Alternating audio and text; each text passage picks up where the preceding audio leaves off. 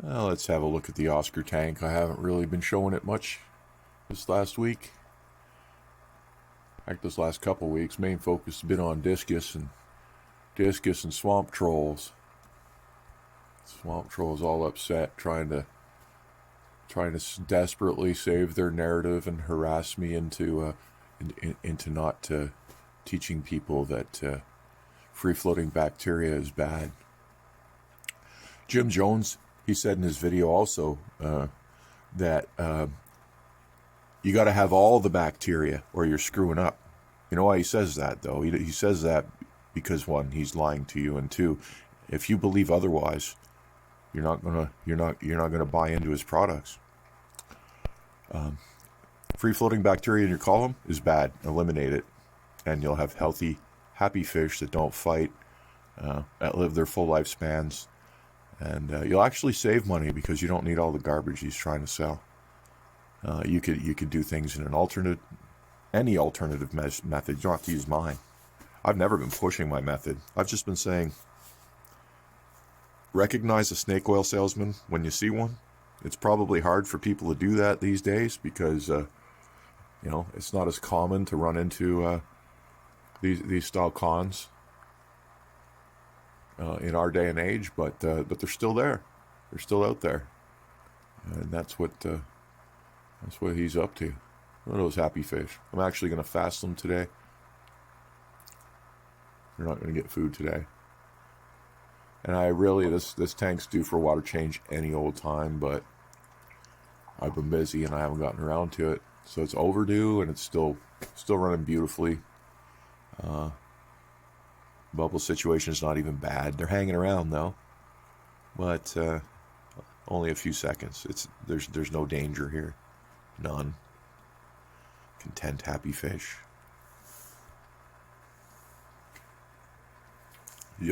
If you see a problem with your water, it's going to lead to a health issue. It'll show up in these silver dollars first. These are very delicate fish. What they're prone to is fungal infection and things like tail rot. So when I brought them in, I had one with it looked like his tail had been chewed off though, because you could definitely see bite marks. When I brought these 4 adults in, but he's pretty much healed up. He's got a little bit of his tail to grow back. They're very slow growing and very slow healing when it comes to fin damage. These guys too, these silver dollars. Here, I think he's the one. His tail was darn near chewed off when I got him. And he's still got a couple little areas to grow back in the middle there. Doing good though.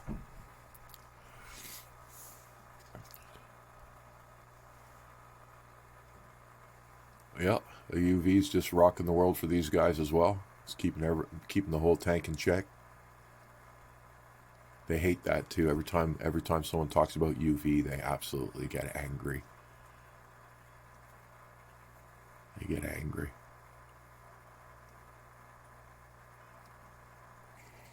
Parrot Tank's just looking gorgeous. Absolutely gorgeous. They're growing up nice. They swim so fast you can't even film them well. They're excited. Let's give them a bit of food. There we go. A little combination of flakes and pellets. They'll eat all that. Oh yeah. These gorgeous fish. They really are. Still lots of growing to do in this tank.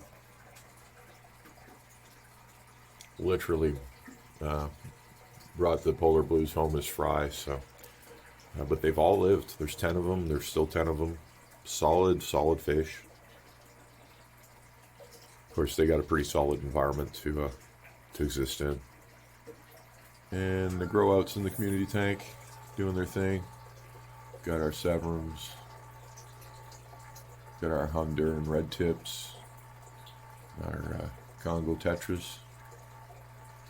They're Grommy. It's really all that's in here. There's an eel in this tank, but he never comes out. He's a yellow-tailed spiny eel. He's kind of like Ely upstairs, but a different breed. I was hoping he would get along in the tank with Ely, but Ely totally attacked him, so he lives down here now. And he only comes out when it's dawn or dusk, which is normal eel behavior. And he's pretty slow growing too. But he's in there as well. Well, we're going to get some really good filming out of these parrotfish as time goes on. Just got to get them grown up. We're gonna do some breeding with them as well. It's gonna be nice once I start getting fish that produce. You know, like my snails produced. My assassin snails. I got really good assassin snail production. Apparently, they're also kind of hard to get in this city, so it's a benefit to me. And I turned my first yield of assassin snails into 2 full-grown beautiful discus and 1 baby. That's the way it's done, right? Use the hobby to grow the hobby. And why not? This wasn't supposed to be a discus video, but this is a discus channel after all. In case you didn't see my new fish, let's see what we transformed those snails into. She was fish number 1. This is a female blue diamond. Gorgeous, gorgeous girl. And he's a male. He's knocking on the door for breeding age, so he needs a girlfriend. And one thing I've noticed about these discus is they're pairing off with their own kind. So he doesn't have another blue one, so we gave a blue female. He will likely pair off with the blue female. Then we got Big Red. Big Red's ready. She's even laid eggs, but she just can't find a partner.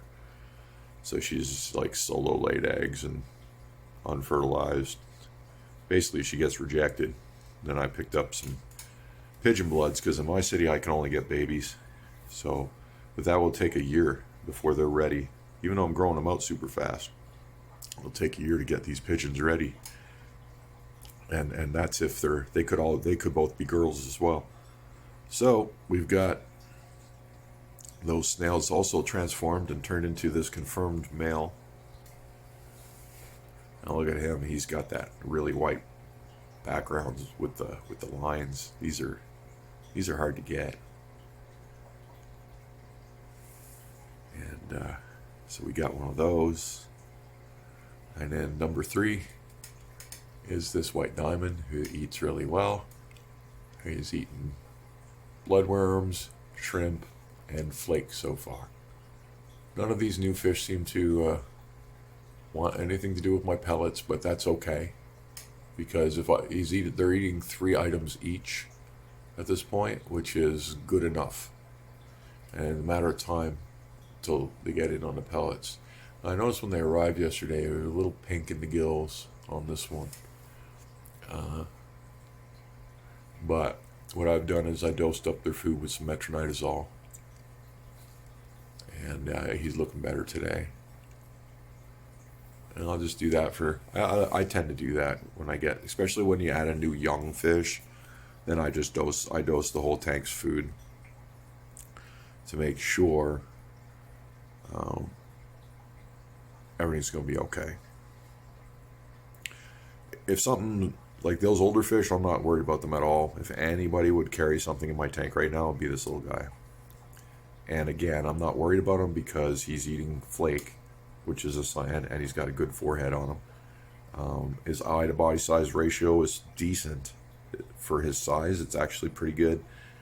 Could be a little better. I normally like to aim for a little better, but he's not in any way officially stunted yet, so we should be able to grow him out just fine.